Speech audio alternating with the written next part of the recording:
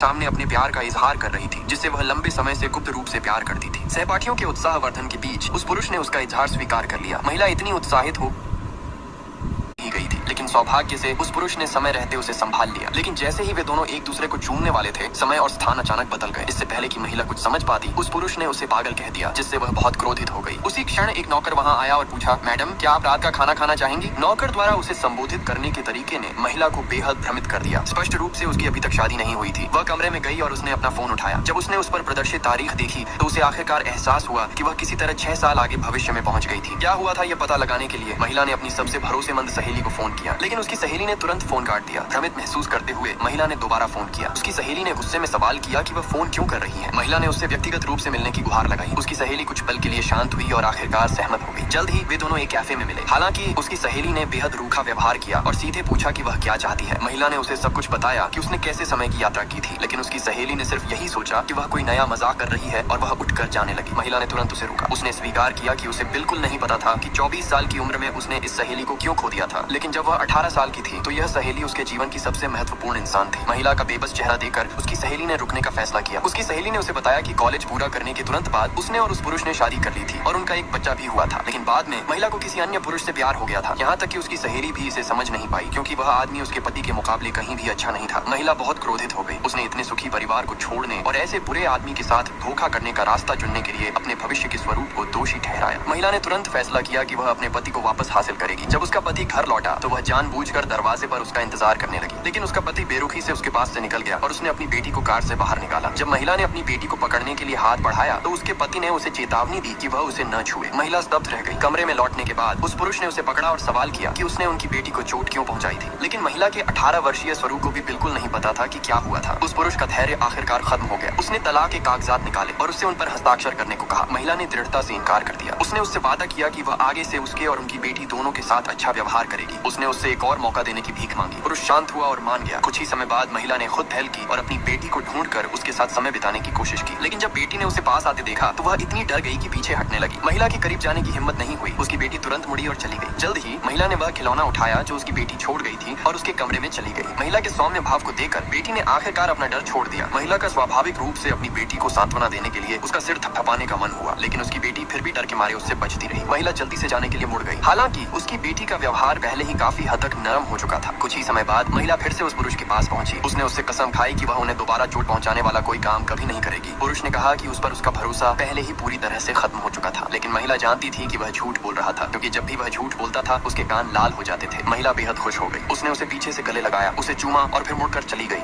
वह महिला